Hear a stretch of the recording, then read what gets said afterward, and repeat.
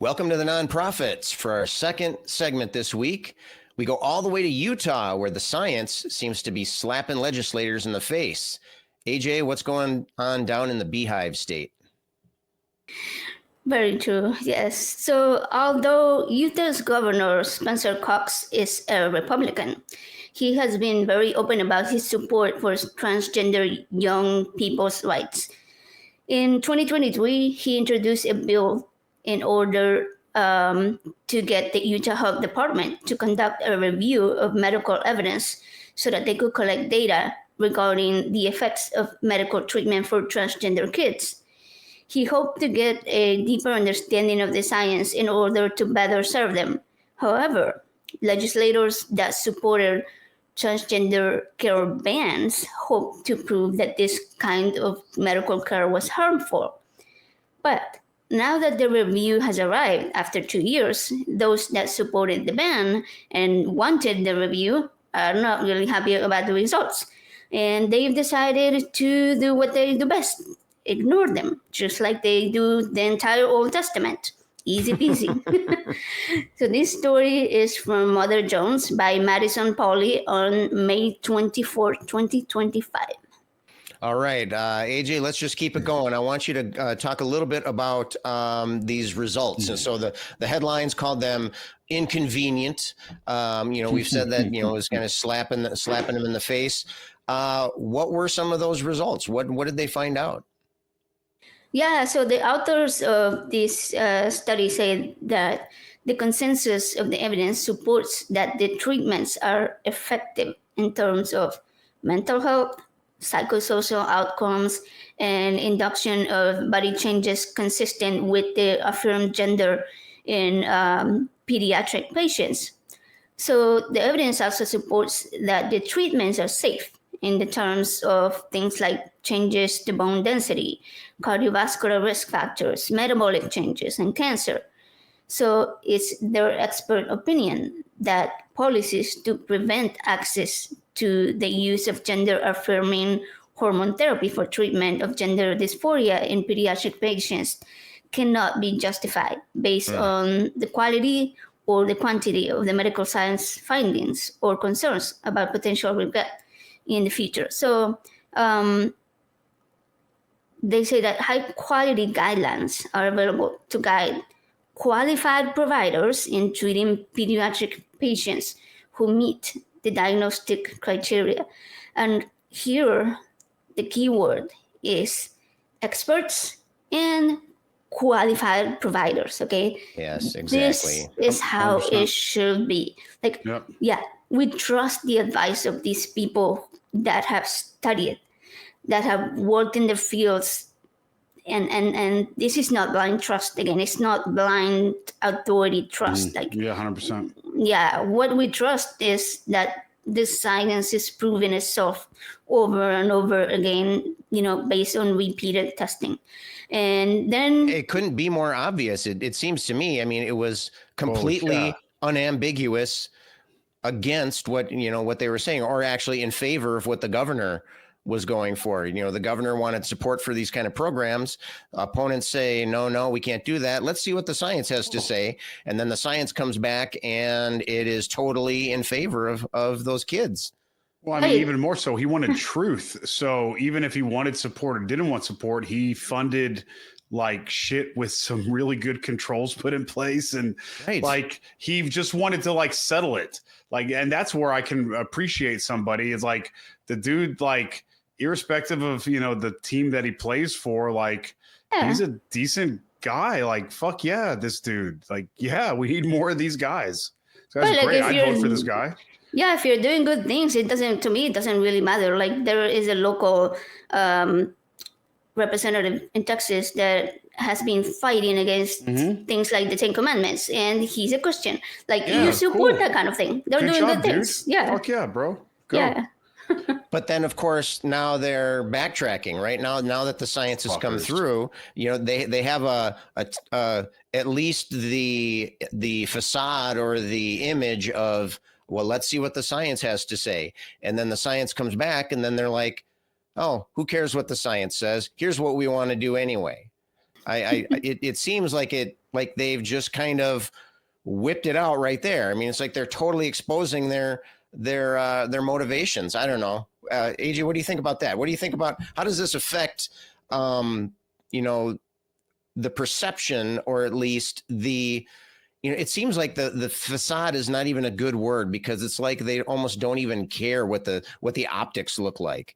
And it seems like it's just all about the goal, all about the end goal. We need to end up, dude. We need to take whatever we need to say or do or ask or research any particular, whatever ways possible to get us to this predetermined outcome. I don't know. Anybody have any thoughts on that? Yeah, I really think that it doesn't really matter what the results were. Those that were in support of the healthcare ban for transgender kids were going to do whatever they wanted to do in the end.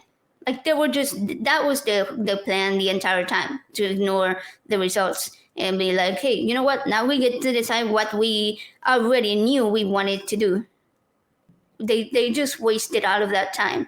Right. They don't even, they ignore the science that's eventually going to be guiding these qualified providers that we just talked about. Like that's what should matter. Like you do the research, then you give that information to the providers and let them and their patients make these decisions. Like doctors, surgeons, psychologists, they let them do their jobs and apply that understanding of the treatments to the patients. Dude, all those providers they're representative of truth.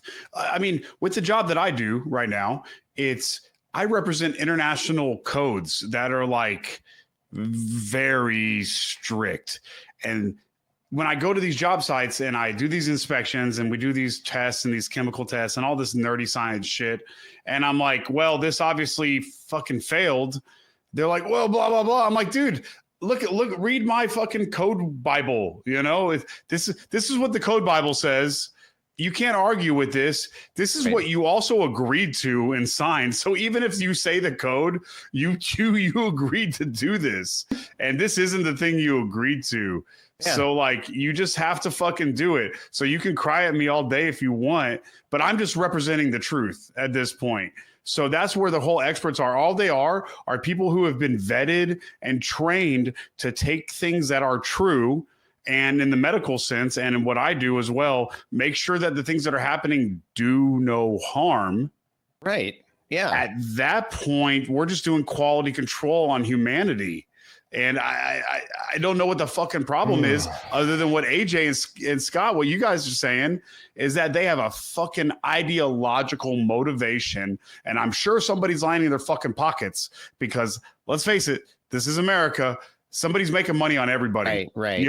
So this is an ideologically based. Exactly. So if you say you believe a fucking thing in an area where it's saturated with people who are purposely ignorant, and you have campaigned for their ignorance in that area and inundated them and inculcated them with your own version of shit that makes you money, and then everybody gets a job because everybody who fucking knows each other, I know you, you know me, we get each other a job. That's how it works everywhere in America. Don't pretend like it doesn't.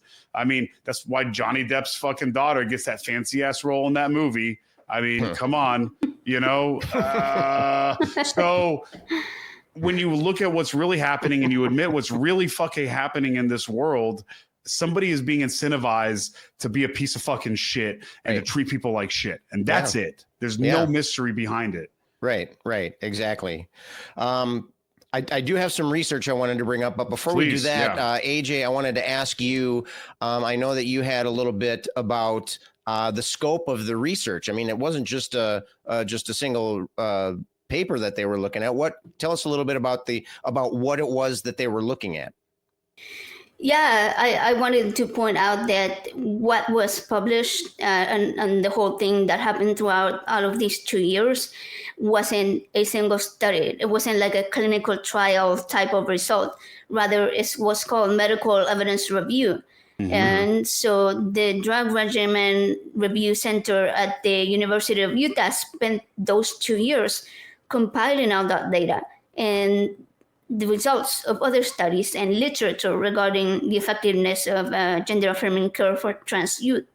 So the authors, after they collected everything, they say that the conventional wisdom among non-experts has long been that there is limited data on gender-affirming pediatric care.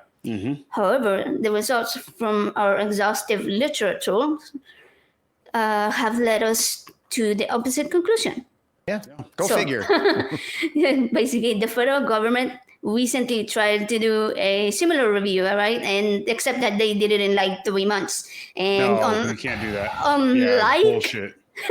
Right. Unlike the University of Utah review, the government papers cited fake experts and papers that never existed. So, I mean, you can decide here, okay, which one would you trust more? An artificial intelligence review with fake sources or a university review that took 2 years and has proper citations? Really, you can't get a stronger scientific statement than that. A literature review of all available evidence compiled into a single report. I mean, you can't get stronger evidence than that. And cited, which is the most important part.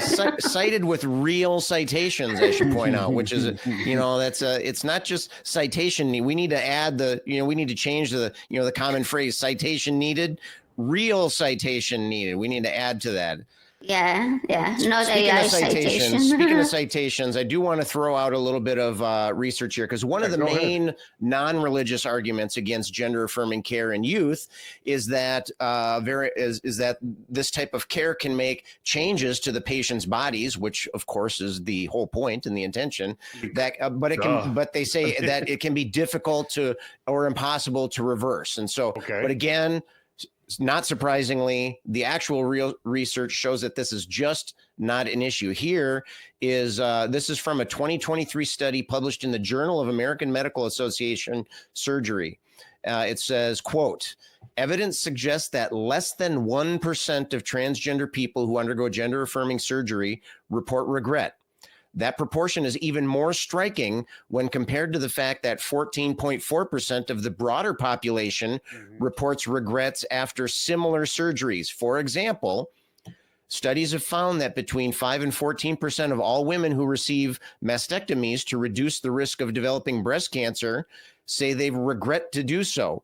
However, less than 1% of transgender men who receive the same procedure report regret. And so if we compare and so they are making changes to their bodies. They're trying to, make their outer self look like what they feel like their inner self is, right? They want to make themselves whole. They want to make themselves complete. They feel like it's their destiny. And I feel like I'm going too far in what I'm saying here. So please rein me in if I am. I don't want to speak to anyone else's experience, but the evidence shows that the regret levels are just way, way lower. And it I don't know. It seems like it should undermine that argument. Obviously it doesn't. Some people don't listen to things like actual research and that kind of thing. Sorry, Jason, go ahead. What were you going to say? No, look, man, and I don't want to call it extreme, because body modification, I mean, look at me. I'm covered. Yeah, I don't give a fuck. It's your body, dude. You are your body. It's not even it's your body. You are your body. Right. Do what the fuck you want. I don't care. That said, let's take out surgical, hormonal, chemical. Let's get rid of that. If you look at transgender youth, let's say ages 13 to 17, what's amazing is that this is consistent across the board, is that we're talking a singular, like primary socialite, primary agent, like a singular parent, like a singular person who shows unbridled support for their explorations, for their social transitions, for the name changes, for all the things that anybody who has a transgender or gender fluid kid understands. Speaking about this,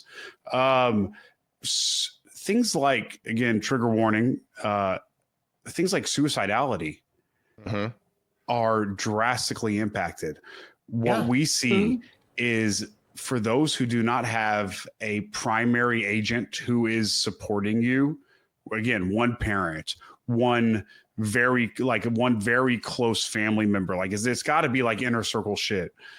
Like if you're not supported, your suicidality risk goes up like across the board, like 800 to 900%. Like we're talking, it is ridiculous how much risk you are at as a trans. And I mean, and it's very similar for just literally for queer youth in general, as an umbrella statement. Like we're talking 500-600% on average. Suicidality, suicide attempts, suicidal ideation, depression.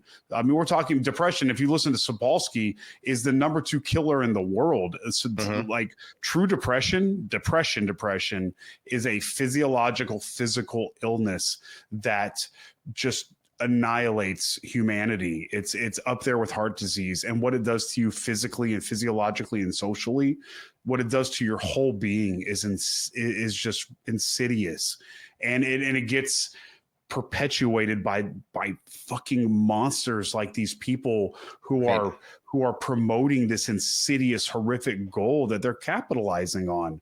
So if people actually cared about things like truth, actual truth, like real things, like I'm talking into a microphone, talking to 2 people that I really like. I got a bag of chips next to me that I can't wait to dive into in the next 5 minutes, and some apple juice I've been drinking that tastes great. That's some true shit. Some true shit also is if you affirm these kids and you affirm adults, they keep on living. And what's really funny is queer people in general, whenever their lives are just as normal as everybody else's, actually report a higher quality of life than straight people, which is fucking hilarious to me. So less suicidality, more joy in life, less death anxiety, less, I mean, everything, like more straight, report more hobbies, more advancements. I mean, yeah. So, you know, maybe they're just scared, maybe they're just scared because they hate us. You're going to hate on us because we're so fucking awesome. So I don't know. Those are my feelings right there. That's really part of the most asinine part of this whole thing is that all of the research, you mentioned all these different psychological outcomes, emotional outcomes, social outcomes, physical outcomes. It's across the board. It is definitely significantly one-sided and unambiguous that there are benefits to supporting. Call me crazy. Supporting human beings to be themselves. I mean, it seems impossible to me that somebody could not appreciate that. It's just, I mean, I would try to get into the mind of that mindset if it didn't terrify me. It's not that hard, man. Why does that seem impossible to you? I want to understand, but I'm worried about what is that? How is that going to smudge my soul? It's simple. It's cognitive dissonance, man. If you people use that word all the time, that term, cognitive dissonance. What they don't realize, cognitive dissonance has to do with your self-esteem. Right. And it is one of the most well-studied things in psychology. Your dissonance will push you to do horrendous things. And that's it. Anybody wants to look into it, feel free to look into it. If you care about how human beings think and why they act the way they do, cognitive fucking dissonance. That's it. That's a really good point. I want to make sure we get into AJ, but I want to direct you with a little question here first. And okay, sorry, go ahead. Yeah. No. You go first. You go with your question. All right. Because I wanted to make sure, because we're running out of time here, and I wanted to make sure that we touched on that. I wanted to make sure that we touched on the religious argument against this kind of thing. And so supposedly the argument is that this goes against the will and intention of God, and we're changing God's perfect work. But I want to hear from you, AJ. Comment on that in the context of other types of body changing treatments that seem to be okay. I mean, we have things that are simple and superficial, things like hair plugs, things like cosmetic surgeries and stuff like that, all the way up to, the more severe end of things like congenital heart defects and cleft palates and stuff like that. It seems that some kinds of body modification are acceptable and some of them are not. What are your thoughts on that? Is this really just basic hypocrisy, or is there some kind of significance that we're missing? I think it's a little bit of what Jason was just talking about, the cognitive dissonance, okay? Because there is no other way to explain it, really. How somebody cannot support gender-affirming care for transgender people only, because they support it in any other context. I know a woman who has had boob implants, and she's recently had a whole facial surgery with like neck stuff done, and like where they like pull your skin and they literally like peel the outer layer of your skin. It's like the whole thing. She looks way different than she did before the surgeries. All right. So how are you not changing the way that God made you? How does that not change, right? Exactly. Like, 100%. So like I completely support her right to do that. Okay. But just the way we support that, we should be supporting transgender people's rights to do the same with their bodies. And it can even be more simple things, all right? Not superficial things like that. If I am deaf, all right? I was born with pretty severe hearing loss. And what was that? 2017, I had a cochlear implant. Hell yeah. And I was, like a year ago, I was talking to a Catholic family member, and we were talking about transgender people and like the way that they should be allowed to have whatever surgery they want to. And I was like, okay, what about like something like my implants? Should I not have had that? And he's like, well, you should have really like been happy with the body that you were given. Oh, I'm like, fuck you. Seriously? Like, fuck you.